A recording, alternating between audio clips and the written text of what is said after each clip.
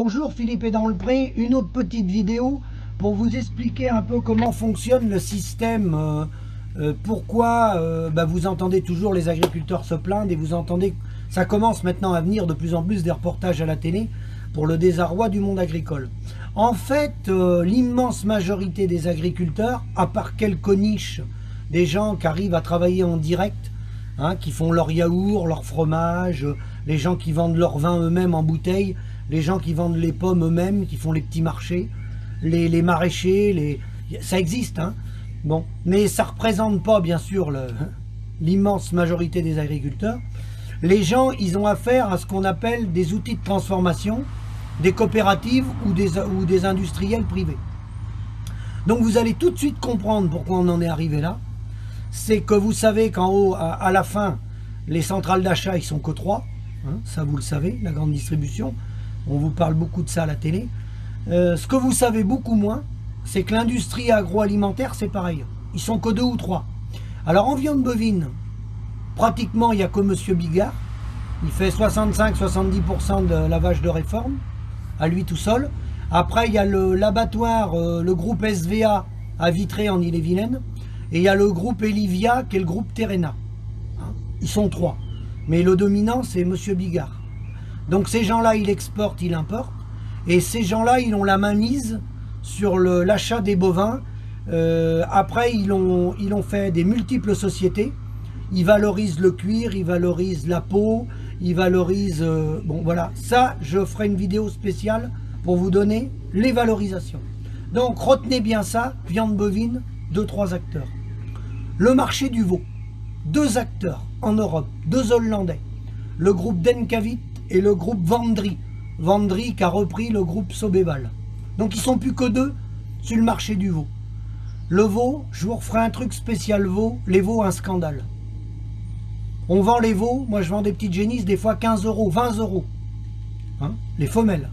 Les mâles en Primochten de 50 à 80 euros. Il faut qu'ils soient très bons. Donc ça coûte plus cher de faire boire le veau que la vente du veau. Donc vous voyez déjà un peu comment on peut marcher sur la tête. L'économie libérale, c'est le meilleur des systèmes, il paraît. Donc vous en avez la preuve. À faire boire un veau, on mange de l'argent. On le laisserait mourir, on gagnerait de l'argent. Donc deux interlocuteurs sur le marché du veau, en Europe. En production laitière, pareil, 2 ou 3. Lactalis, la coopérative Sodial, Danone, un petit peu le groupe Saventia, mais ils sont 2, 3, 4. Situation de monopole. Même schéma.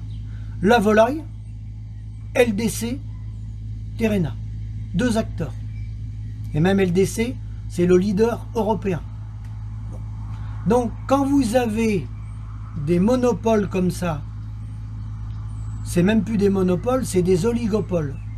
Vous êtes avec 1 ou 2 acheteurs en face de vous, qui bien sûr se mettent d'accord. Ils font comme, vous savez, SFR Bouygues Orange. Vous connaissez SFR Bouygues Orange, l'histoire? L'État les a condamnés. Donc, à partir de ce moment-là, où il y a situation de monopole, l'agriculteur n'est pas maître du tout, il ne fait pas sa facture, et par-dessus le marché, un élément dont je ne vous ai jamais parlé, c'est la gestion des volumes. On n'a aucune gestion des volumes. C'est-à-dire qu'on importe, on exporte à tout va, sans aucune régulation. Si vous n'avez pas de régulation, rappelez-vous la crise chez Renault, la prime à la casse, vous ne pouvez pas fabriquer plus de voitures que vous êtes capable d'en vendre. Et bien vous n'êtes pas capable de produire plus de viande ou plus de lait que les gens sont capables d'en consommer. Vous n'allez pas vous lever la nuit pour boire du lait. Bon. Eh bien nous, ils l'ont organisé volontairement. On avait à des moments des outils de régulation. Il y avait des quotas laitiers, il y avait des outils de régulation.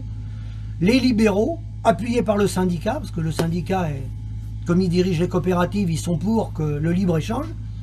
Parce que plus il y a de libre-échange, moins les prix seront élevés à la production, donc moins ils pourront acheter les produits chers. Eh bien le libre-échange, la non-régulation, je vais vous expliquer ce que c'est. C'est comme si demain matin, vous enlevez tous les panneaux sur la route. Au fait, on peut enlever les panneaux sur la route. On est assez grand pour conduire. On n'a pas besoin de panneaux. Pourquoi il y a des panneaux et des feux rouges? Il faut enlever tous les panneaux, tous les feux rouges. Et puis on va voir ce qui va se passer. Et bien nous, c'est ce qu'on nous a fait. On a enlevé tous les panneaux, tous les feux rouges. Il n'y a plus d'excès de vitesse, tout le monde roule à la vitesse qu'il veut. Donc le résultat, je vous le laisse l'imaginer, l'assassinat de masse du monde agricole. À bientôt, prochaine vidéo.